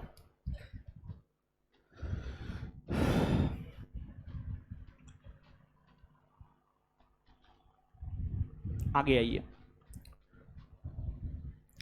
अकबर ने टोडरमल बंदोबस्त की शुरुआत किस वर्ष किया था? देखिए ध्यान दीजिएगा, टोडरमल अकबर के दरबार में रहने वाले नवरत्नों में से एक था। टोडरमल भूराजस्व विभाग का विशेषज्ञ था, या वित्तीय विभाग का विशेषज्ञ था, या मालगुजारी व्यवस्था का विशेषज्ञ था टोडरमल। टोडरमल अकबर के दरबार में आने से पहले शेरशाह सूरी के दरबार में रहा था। शेरशाह सूरी और अकबर के बीच आर्थिक क्षेत्र में या वित्तीय क्षेत्र में एक योजक कड़ी के रूप में काम किया था टोडरमल। टोडरमल ने अकबर के समय भूराजस्व वसूली को लेकर जो व्यवस्था दिया उसी को कहा जाता है टोडरमल बंदोबस्त, टोडरमल बंदोबस्त। और टोडरमल बंदोबस्त जो है ना एक प्रकार से रैयतवारी व्यवस्था पर आधारित था, रैयतवारी व्यवस्था पर, जिसमें किसान सीधे तौर पर बादशाह के राजकोष में जाकर के भूराजस्व जमा करने का काम किया कर सकता था। और जो टोडरमल बंदोबस्त है यह अकबर ने 1580 ईस्वी में लागू किया था, 1580 ईस्वी में लागू किया था। आगे है ऑप्शन में 1575, 1578, 1582। अकबर ने 1575 में कुछ तो किया, हाँ किया। अकबर फतेहपुर सीकरी को बसाया था। फतेहपुर सीकरी में इबादत खाने का निर्माण 1575 में किया था। फतेहपुर सीकरी में अकबर इबादत खाने का निर्माण 1575 में किया था। फतेहपुर सीकरी में अकबर इबादत खाने का निर्माण 1575 में किया था। अब कहिएगा इबादत खाना क्या है? तो इबादत खाना की अगर हम लोग बात करें तो इबादत खाना जो है एक प्रकार का प्रार्थना घर था। एक प्रकार का क्या था? प्रार्थना घर, प्रार्थना घर। फिर 1578 अकबर ने सभी धर्म के धर्म गुरुओं को इबादत खाने में आने की अनुमति 1578 में दी। 1582 में अकबर एक नया धर्म चलाया था जिस धर्म को कहा जाता है दीन ए इलाही। अकबर क्या किया था जानते हैं? जितने भी धर्म थे ना, हिंदू, मुस्लिम, सिख, ईसाई, सभी धर्म का अच्छा अच्छा चीज एक जगह संग्रहित कर दिया और कहा जो व्यक्ति इस सब बात को मानेगा वो दीन ए इलाही धर्म का माना जाएगा, दीन ए इलाही धर्म का माना जाएगा। और अकबर जो दीन ए इलाही धर्म चलाया था, अकबर का दीन ए इलाही धर्म सफल नहीं रहा है, सफल नहीं रहा है। ठीक है।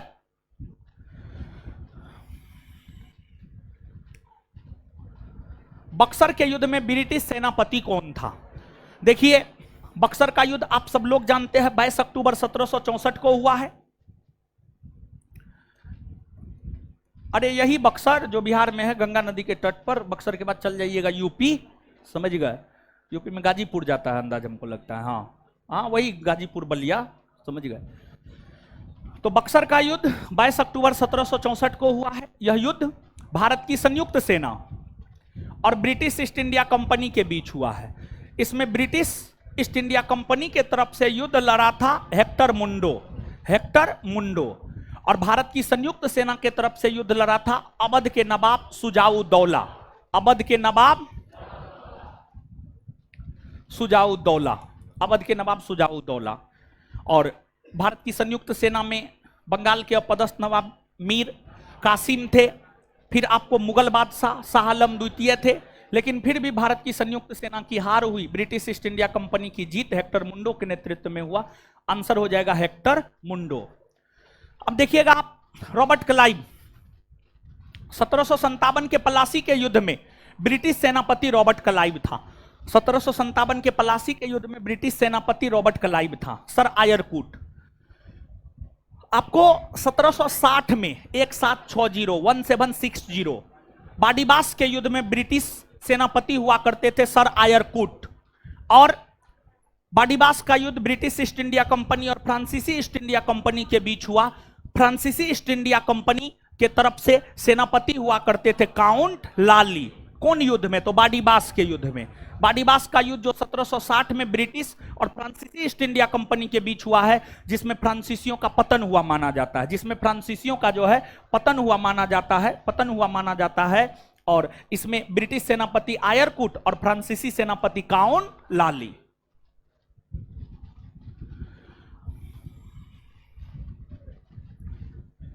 सूर्यास्त कानून का संबंध है। सूर्यास्त कानून की अगर हम लोग बात करें तो सूर्यास्त कानून का संबंध है आपको अस्थाई बंदोबस्त से। अस्थाई बंदोबस्त से देखिए, आप समझिएगा चीजों को। अंग्रेजों ने भारत में भूराजस्व की वसूली को लेकर रैयतबाड़ी बंदोबस्त, महलबाड़ी बंदोबस्त और अस्थाई बंदोबस्त को लागू किया। इसमें अस्थाई बंदोबस्त 1793 ईस्वी में कॉर्नवालिस के द्वारा लागू किया गया था। कॉर्नवालिस 1793 ईस्वी में कॉर्नवालिस के द्वारा अस्थाई बंदोबस्त लागू किया गया था। इस बंदोबस्त के अंतर्गत किसानों से कर की वसूली जमींदार वर्ग के लोग किया करते थे, जिस वजह से इसे जमींदारी बंदोबस्त भी कहा गया है। और इस जमींदारी बंदोबस्त में यह प्रावधान किया गया था कि अगर कोई जमींदार निश्चित तिथि के सूर्यास्त होने से पहले ब्रिटिश कंपनी के राजकोष में भूराजस्व जमा नहीं करता है तो उसकी जमींदारी छीन ली जाएगी। इसी को कहा जाता है सूर्यास्त कानून। और सूर्यास्त कानून की चर्चा ताराशंकर बंदोपाध्याय ने अपनी रचना गण देवता में दिया है। ताराशंकर बंदोपाध्याय ने अपनी रचना गण देवता में जो है आपको सूर्यास्त कानून की चर्चा किया है। आंसर हो जाएगा आपको सी।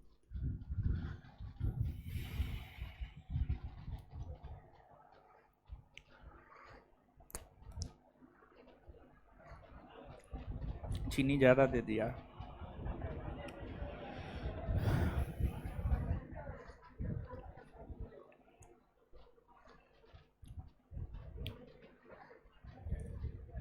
अब देखिएगा इसमें रैयतबाड़ी बंदोबस्त। रैयतबाड़ी बंदोबस्त वैसी बंदोबस्त जिसमें किसान सीधे तौर पर अंग्रेजी कंपनी के राजकोष में भूराजस्व जमा किया करता था, उसको रैयतबाड़ी बंदोबस्त कहा गया। इस बंदोबस्त का जनक थॉमस मुंडो और कैप्टन रीड को माना जाता है। यह सर्वप्रथम मद्रास के बड़ा महल में 1792 में लागू किया गया था। 1792 में लागू किया गया था। रैयतबाड़ी बंदोबस्त को व्यापक स्तर पर 1820 में मद्रास में, फिर 1825 में मुंबई प्रेसिडेंसी में और 1858 में संपूर्ण दक्कन के क्षेत्र में लागू किए गए। महलबाड़ी व्यवस्था, महल का अर्थ होता है गांव। महलबाड़ी व्यवस्था वैसी व्यवस्था को कहा जाता है जिसमें किसी गांव, टोला या मोहल्ला के मुखिया किसानों से भूराजस्व लेकर अंग्रेजी कंपनी के राजकोष में जमा कर दिया करता था। उसी को महलबाड़ी बंदोबस्त कहा जाता है। इसका जनक हॉल्ट मैकेंजी को माना जाता है। यह उत्तर भारत में पंजाब के क्षेत्र में लागू था।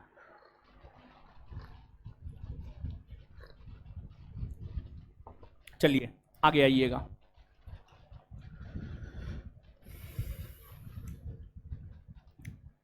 निम्नलिखित में से भारत की स्वतंत्रता तथा विभाजन से संबंधित कौन सा एक कथन सही नहीं है, मतलब कौन सा एक गलत है?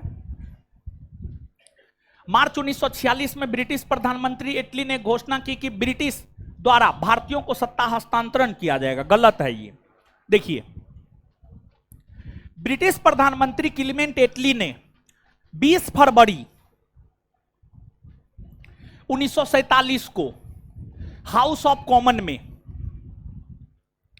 ब्रिटिश प्रधानमंत्री क्लीमेंट एटली 20 फरवरी 1947 को हाउस ऑफ कॉमन में यह घोषणा किया कि ब्रिटिशों द्वारा भारतीयों को सत्ता हस्तांतरण जून 1948 से पहले कर दिया जाएगा। जून 1948 से पहले कर दिया जाएगा। तो क्लीमेंट एटली ने यह घोषणा किया है, लेकिन मार्च 1946 में नहीं बल्कि 20 फरवरी 1947 को। तो यही गलत है, आंसर हो जाएगा यही ए।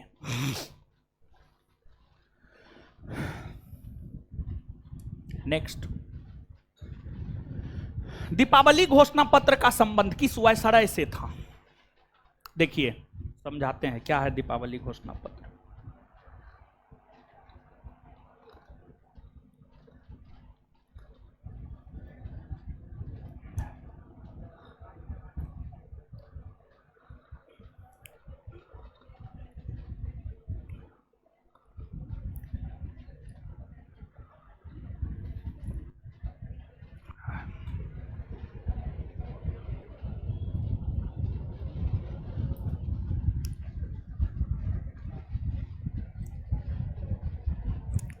आइएगा, दीपावली घोषणा पत्र देखिए, इसका संबंध जो है ना वर्ष 1928 और 29 ईस्वी में घटित हुई घटना से है। वर्ष 1928 और 1929 ईस्वी में घटित हुई घटना से है। वर्ष 1928-29 में क्या हुआ इसको आप समझिए। 1928 में साइमन कमीशन आयोग का भारत आगमन हुआ। साइमन कमीशन आयोग का कांग्रेस ने पूरे भारतवर्ष में विरोध किया। तत्पश्चात उस समय के भारत सचिव पद पर आसीन बर्केनहेड ने साइमन कमीशन आयोग को काम करने से रोक दिया और भारतीयों को चुनौती दिया कि आप ही काम कीजिए। भारतीयों ने उस चुनौती को स्वीकार करते हुए मोतीलाल नेहरू की अध्यक्षता में नेहरू आयोग का गठन किया। नेहरू आयोग का गठन किया। नेहरू आयोग ने अपनी रिपोर्ट में यह मांग किया कि भारत को डोमिनियन स्टेट्स का दर्जा दिया जाए। भारत को डोमिनियन स्टेट्स का दर्जा दिया जाए। ठीक है, लेकिन नेहरू रिपोर्ट में हुआ क्या? नेहरू रिपोर्ट में हुआ क्या तो आप इस बात को समझिएगा। नेहरू रिपोर्ट को लेकर सर्वदलीय बैठक बुलाई गई जिसमें मुस्लिम लीग नेहरू रिपोर्ट को मानने से इनकार कर दिया। अर्थात नेहरू रिपोर्ट को लेकर के भारतीयों में आपसी एकता नहीं थी, जिस वजह से फिर से साइमन कमीशन आयोग काम करना शुरू किया और साइमन कमीशन आयोग अपना फाइनल रिपोर्ट 1930 में रखा। 1930 में साइमन कमीशन आयोग अपना फाइनल रिपोर्ट रखा। ठीक है, इस बीच में हुआ यह कि नेहरू रिपोर्ट का विरोध कांग्रेस के भी कुछ लोगों ने किया। जवाहरलाल नेहरू, सुभाष चंद्र बोस, ये सब लोग नेहरू रिपोर्ट का विरोध किया क्योंकि उसमें पूर्ण स्वराज देने की बात नहीं की गई थी, बल्कि भारत को डोमिनियन स्टेट्स का दर्जा देने का बात किया गया था। बल्कि भारत को डोमिनियन स्टेट्स का दर्जा देने का बात किया गया था। तो उसी समय ब्रिटेन की महारानी के द्वारा एक घोषणा पत्र जारी किया गया कि भारत को आने वाले दिनों में डोमिनियन स्टेट्स का दर्जा दिया जाएगा, जिसे दिवाली घोषणा पत्र कहा गया। और यह घोषणा पत्र वर्ष 1929 में आया है और इस समय भारत के वायसराय हुआ करते थे लॉर्ड इरविन। तो आंसर हो जाएगा डी, लॉर्ड इरविन का शासनकाल 1926 से 1931 और इसी बीच में दिवाली घोषणा पत्र आया है 1929 में। आगे है लॉर्ड रीडिंग, इनका शासनकाल 1921 से 26। लॉर्ड रीडिंग एकमात्र यहूदी वायसराय है। लॉर्ड वेलिंगटन, इनका शासनकाल 1931 से 36। ये एक ऐसे वायसराय है जो कांग्रेस के वार्षिक अधिवेशन में पार्टिसिपेट किए थे। लॉर्ड हार्डिंग द्वितीय, इनका शासनकाल 1910 से 1916 और इन्हीं के समय तृतीय दिल्ली दरबार हुआ और इन्हीं के समय बंगाल विभाजन रद्द हुआ। इन्हीं के समय बंगाल का पुनर्विभाजन हुआ, बिहार का गठन हुआ और इन्हीं के समय जो है भारत की राजधानी दिल्ली बनी। हार्डिंग द्वितीय वेदांत कॉलेज के संस्थापक रहे हैं। वेदांत कॉलेज की स्थापना 1825 ईस्वी में कोलकाता में राजा राम मोहन राय के द्वारा किया गया था। कोलकाता में राजा राम मोहन राय के द्वारा किया गया था। विलियम जॉन्स 1784 में एशियाटिक सोसाइटी ऑफ बंगाल का गठन विलियम जॉन्स ने किया। देवेंद्रनाथ ठाकुर या टैगोर, इन्होंने 1839 ईस्वी में तत्वबोधिनी सभा नामक संगठन की स्थापना किया। गोपाल हरि देशमुख इसको लोकहितवादी के उपनाम से जाना जाता है। निम्नलिखित में से कौन युगांतर नामक पुस्तक के रचयिता है? युगांतर नामक पुस्तक के रचयिता है अरविंद घोष। अरविंद घोष के द्वारा कई सारे पुस्तकों की रचना की गई है, जैसे Yugantar, life divine, Savitri, essays on Gita, new lamp for old, ये सभी अरविंद घोष की रचना है। और अरविंद घोष अपनी रचना के माध्यम से ही क्रांतिकारी विचारधारा को क्रमवार तरीका से आगे बढ़ाने का काम जो है आपको किए थे। और पुडुचेरी में ओरेबिले आश्रम का निर्माण इन्होंने किया था। और जो है आपको अरविंद घोष की अगर हम लोग बात करें तो इनका एक केस में नाम आया था, वह केस है अलीपुर षड्यंत्र केस। अलीपुर षड्यंत्र केस में इनका नाम आया था। अलीपुर षड्यंत्र केस ये है कि बंगाल के क्रांतिकारी जो है ना अवैध शस्त्र रखता था, अवैध अस्त्र शस्त्र रखता था। उसी को लेकर बंगाल के क्रांतिकारियों को गिरफ्तार कर अलीपुर में केस चलाया गया। उसमें अवैध शस्त्र रखने के आरोप में इनको भी गिरफ्तार किया गया था। लेकिन इनके तरफ से केस की पैरवी किया था सीआर दास, और सीआर दास के पैरवी के कारण जो है बच पाए थे। और फिर रविन्द्रनाथ टैगोर, इनकी कई सारी रचनाएं हैं। गीतांजलि हो गया, चित्रांगदा हो गया, ये सब इन्हीं की रचना है। ईश्वरचंद्र विद्यासागर सोम प्रकाश नामक पत्रिका निकाला है। स्वामी विवेकानंद ज्ञान योग, कर्म योग, राजयोग, वर्तमान भारत, प्रबुद्ध भारत, वेदांत फिलोसफी, ये सब स्वामी विवेकानंद की रचना है।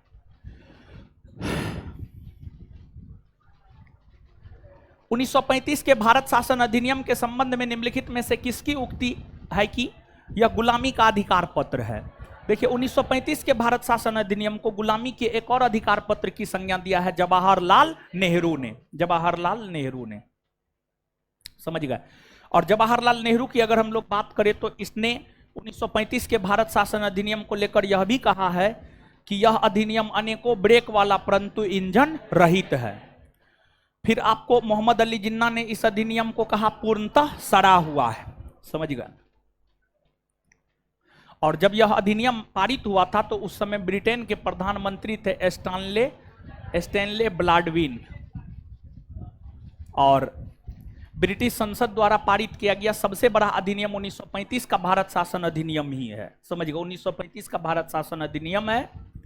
और भारतीय संविधान पर सबसे ज्यादा प्रभाव भारत शासन अधिनियम 1935 का ही पड़ा है, जिस वजह से भारत के संविधान को 1935 के भारत शासन अधिनियम का कार्बन कॉपी भी कहा जाता है।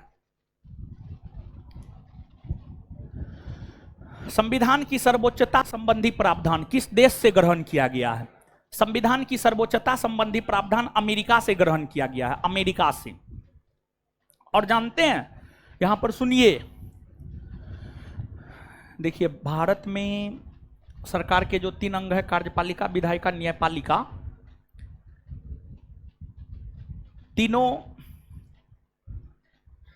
तीनों को देखेंगे आप, बड़ी पावर का संतुलन भारत में बैठाया गया है। अभी देखिए सुप्रीम कोर्ट कितना फुल फॉर्म में है। सुप्रीम कोर्ट के फुल फॉर्म में होने का कारण क्या है पता है? एक तो पहला कारण यह है कि न्यायपालिका स्वतंत्र एवं निष्पक्ष होगा। दूसरा, भारत की संविधान की व्याख्या करने का अधिकार सुप्रीम कोर्ट को ही है। तीसरा, संविधान सर्वोच्च होगा। संविधान की व्याख्या सुप्रीम कोर्ट करता है और संविधान सर्वोच्च होगा। सुप्रीम कोर्ट इन तमाम प्रावधानों के वजह से जो है फुल फॉर्म में हमेशा रहता है। और आप इस बात को जानिए कि संविधान की सर्वोच्चता, स्वतंत्र न्यायपालिका, इस सब संविधान के मूल ढांचा में आता है।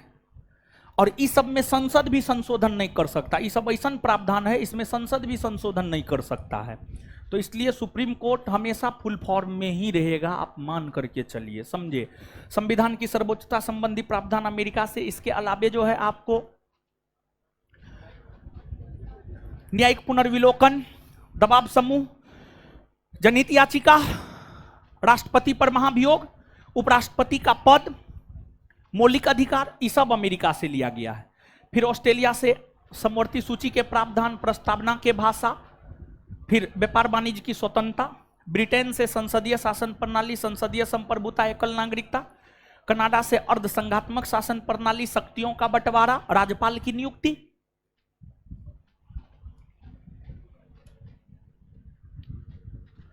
लक्षद्वीप को किस क्षेत्रीय परिषद में शामिल किया गया है? देखिए ध्यान दीजिएगा, भारत वर्तमान में 6 क्षेत्रीय परिषद में विभाजित है, 6। उत्तरी क्षेत्रीय परिषद, जिसके अंतर्गत लद्दाख, जम्मू कश्मीर, हिमाचल प्रदेश, पंजाब, हरियाणा, दिल्ली ये सब आते हैं, राजस्थान भी उत्तरी क्षेत्रीय परिषद।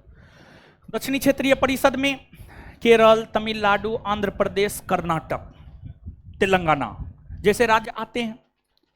पूर्वी क्षेत्रीय परिषद में बिहार, झारखंड, ओडिशा, बंगाल। पश्चिमी क्षेत्रीय परिषद में गुजरात, महाराष्ट्र, गोवा, दादर नगर हवेली, दमन और द्वीप। मध्य क्षेत्रीय परिषद में उत्तर प्रदेश, उत्तराखंड, मध्य प्रदेश, छत्तीसगढ़। और पूर्वोत्तर क्षेत्रीय परिषद में अरुणाचल प्रदेश, असम, मेघालय, नागालैंड, मणिपुर, मिजोरम, त्रिपुरा, सिक्किम। लेकिन अगर हम लोग बात करें लक्षद्वीप की और अंडमान निकोबार द्वीप समूह की, किसी भी क्षेत्रीय परिषद में नहीं आता है, ना उत्तरी में आता है, ना दक्षिणी में, ना पूर्वी में, ना पश्चिमी में, ना मध्य में, ना पूर्वोत्तर में, किसी में भी नहीं आता है। क्यों नहीं आता है? सांस्कृतिक विविधता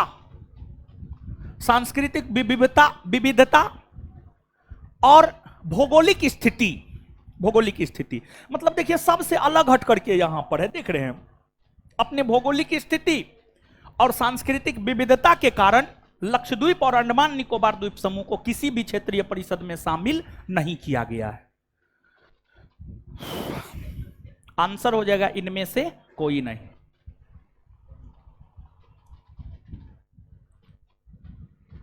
निम्नलिखित में से कौन अंतर्राज्यीय परिषद का गठन करने के लिए अधिकृत है? देखिए आपको एक है सरकारिया आयोग। सरकारिया आयोग के सिफारिश पर ही अंतर्राज्यीय परिषद का गठन अनुच्छेद 263 के तहत हुआ है। और सरकारिया आयोग के सिफारिश पर अंतर्राज्यीय परिषद का गठन 263 के तहत करने के लिए भारत के राष्ट्रपति अधिकृत है। राष्ट्रपति, वही जो अंतर्राज्यीय परिषद की बैठक होती है, उस बैठक की अध्यक्षता करते हैं प्रधानमंत्री, लेकिन उसकी बैठक करने के लिए अधिकृत है आपको भारत के राष्ट्रपति। भारत की संसद किसके द्वारा मंत्री परिषद के कृत्यों के ऊपर नियंत्रण रखती है? स्थगन प्रस्ताव, प्रश्नकाल, अनुपूरक प्रश्न सबके द्वारा रखता है। निम्नलिखित में से कौन सा अनुच्छेद राज्यों के लिए उच्च न्यायालय होगा कहता है? यानी प्रत्येक राज्य में एक उच्च न्यायालय होगा, कौन अनुच्छेद कहता है? अनुच्छेद 214 कहता है प्रत्येक राज्य में एक उच्च न्यायालय होगा। वही अनुच्छेद 216 के तहत राज्य में उच्च न्यायालय का गठन होता है। उच्च न्यायालय के गठन की अगर हम लोग बात करें तो उच्च न्यायालय का गठन जो है अनुच्छेद 216 के तहत होता है। अनुच्छेद 217 के तहत उच्च न्यायालय के न्यायाधीशों की नियुक्ति की जाती है भारत के राष्ट्रपति के द्वारा। उच्च न्यायालय के न्यायाधीशों की नियुक्ति भारत के राष्ट्रपति के द्वारा की जाती है। और अनुच्छेद 222 के तहत उच्च न्यायालय के न्यायाधीशों को राष्ट्रपति एक उच्च न्यायालय से दूसरे उच्च न्यायालय में ट्रांसफर करते हैं, स्थानांतरण करते हैं। जैसे पटना उच्च न्यायालय के किसी न्यायाधीश को कोलकाता उच्च न्यायालय भेज देंगे, कोलकाता उच्च न्यायालय किसी न्यायाधीश को मुंबई उच्च न्यायालय भेज देंगे। तो न्यायालयों का स्थानांतरण, ट्रांसफर, न्यायालय के न्यायाधीशों को जो ट्रांसफर किया जाता है वह राष्ट्रपति के द्वारा अनुच्छेद 222 के तहत किया जाता है।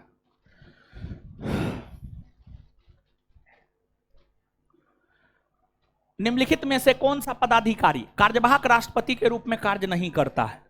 राज्यपाल। राज्यपाल कार्यवाहक राष्ट्रपति के रूप में कभी भी काम नहीं कर सकता है।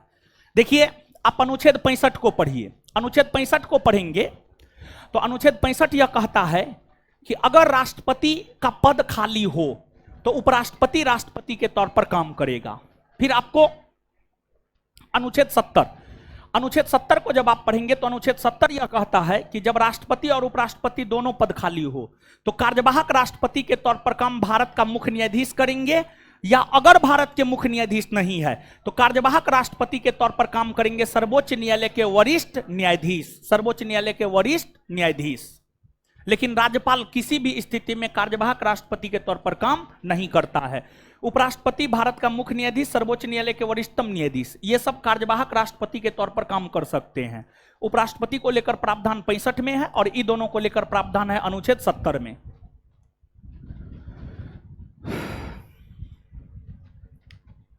जब कोई व्यक्ति गिरफ्तार किया जाता है और पुलिस अभिरक्षा में निरुद्ध है और यह प्रतीत होता है कि अन्वेषण 24 घंटा में पूरा नहीं किया जा सकता है, तो अभियुक्त को अधिकतम कितनी अवधि के लिए पुलिस अभिरक्षा में रखा जा सकता है? 15 दिन, अधिकतम 15 दिन।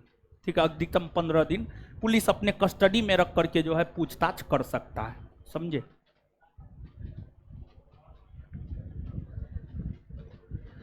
विधि के समान संरक्षण का उद्घोष भारतीय संविधान के किस अनुच्छेद में है? देखिए, विधि के समान संरक्षण का सिद्धांत भारत के संविधान में अमेरिका से लिया गया है और यह है अनुच्छेद 14 में। अनुच्छेद 14 में विधि के समान संरक्षण और विधि के समक्ष समानता, विधि के समान संरक्षण और विधि के समक्ष समानता दोनों प्रावधान की चर्चा 14 में है। विधि के समान संरक्षण अमेरिका से लिया गया है और विधि के समक्ष समानता ब्रिटेन से लिया गया है, 14 में है, अनुच्छेद 14 में। 15 सामाजिक समानता की बात की गई है, यानी इसमें यह कहा गया है कि धर्म, लिंग, जाति इस सब आधार पर जो है समाज में कोई भेदभाव नहीं किया जाए।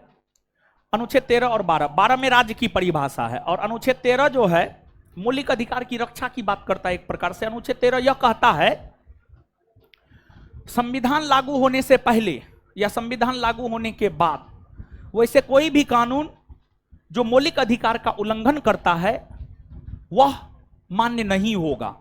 अनुच्छेद 13 यही कहता है। राज्य वित्त आयोग की चर्चा भारतीय संविधान के किस भाग में है? देखिए, राज्य वित्त आयोग की चर्चा है अनुच्छेद 243 आई में और 243 आई पंचायत से संबंधित है। किससे संबंधित है? पंचायत से संबंधित है। इसमें भाग 6 में है राज्य का शासन, राज्य के शासन की चर्चा भाग 6 में है। भाग 9 में है पंचायत, तो अर्थात आंसर बी हो जाएगा। 9 के क में है नगर पालिका।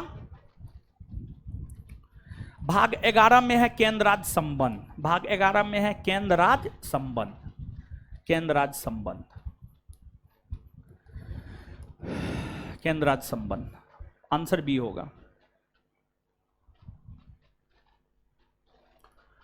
राष्ट्रीय अनुसूचित जाति आयोग कितनी सदस्यीय निकाय है? 5 सदस्यीय निकाय है।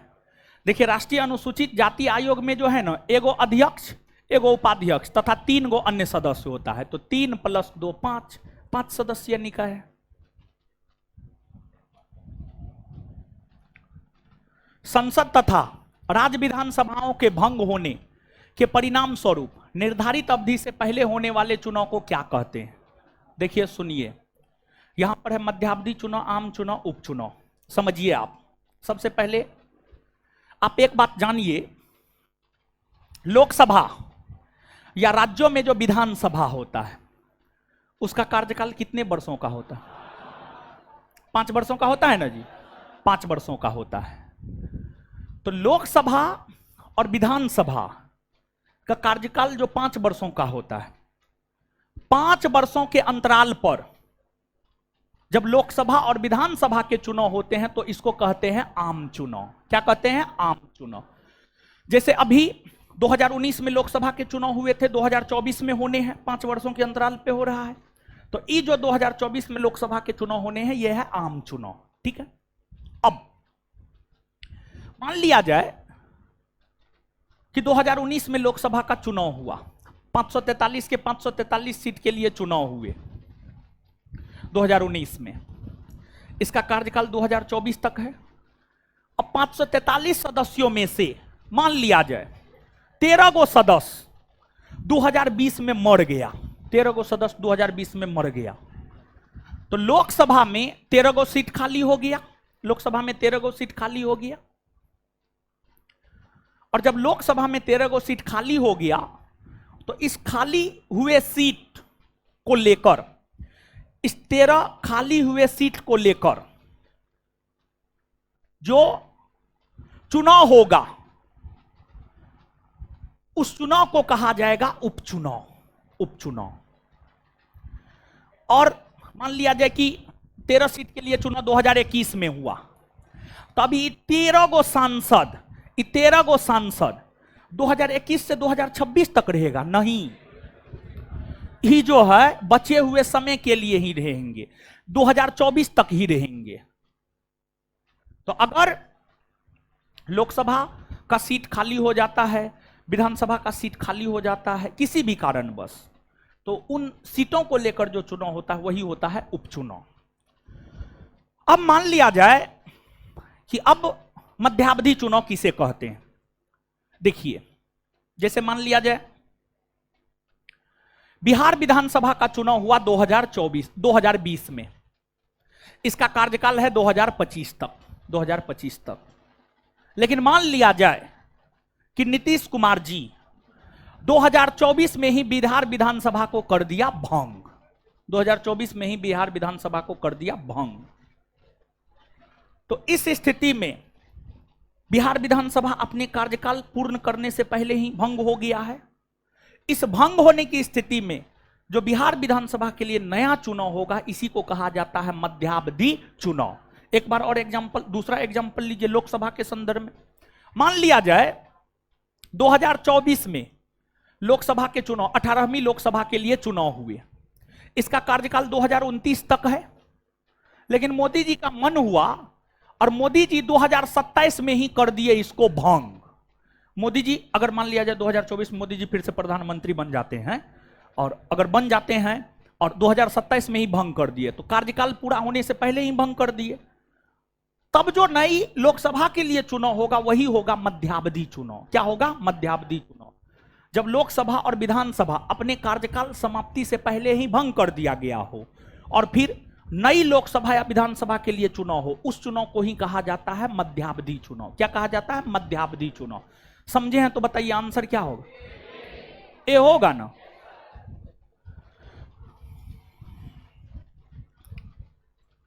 भारत सरकार के द्वारा ई गवर्नेंस योजना किस वर्ष अनुमोदित किया गया? 2006। देखिए, शासन प्रशासन को अधिक से अधिक सरल बनाने को लेकर के जो है ई गवर्नेंस योजना लॉन्च किया गया है। लोकपाल के अध्यक्ष व सदस्य बनने के लिए न्यूनतम आयु कितनी चाहिए? लोकपाल का अध्यक्ष या सदस्य बनने के लिए न्यूनतम आयु चाहिए 45 वर्ष। कितना चाहिए? 45 वर्ष। मुख्यमंत्री, प्रधानमंत्री या लोकसभा या विधानसभा का सदस्य बनने के लिए 25 वर्ष। राज्यसभा विधान परिषद का सदस्य बनने के लिए 30 वर्ष। राष्ट्रपति, उपराष्ट्रपति, राज्यपाल बनने के लिए 35 वर्ष।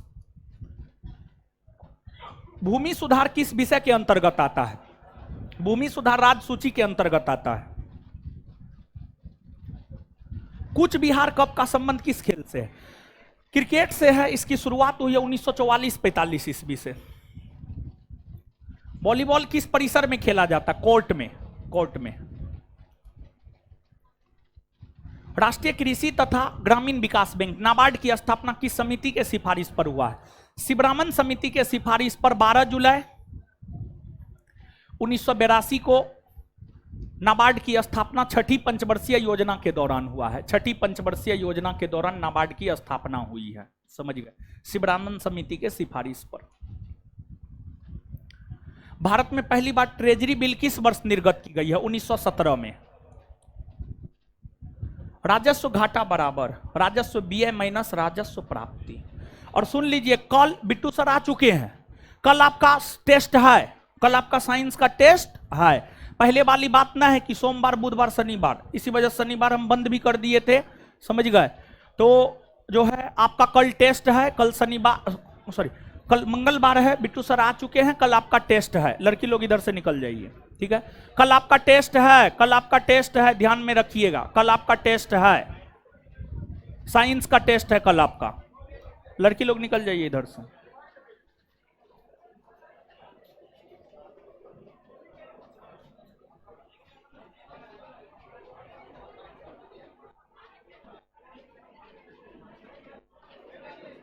खुश रहिए। हाँ बोलिए ना।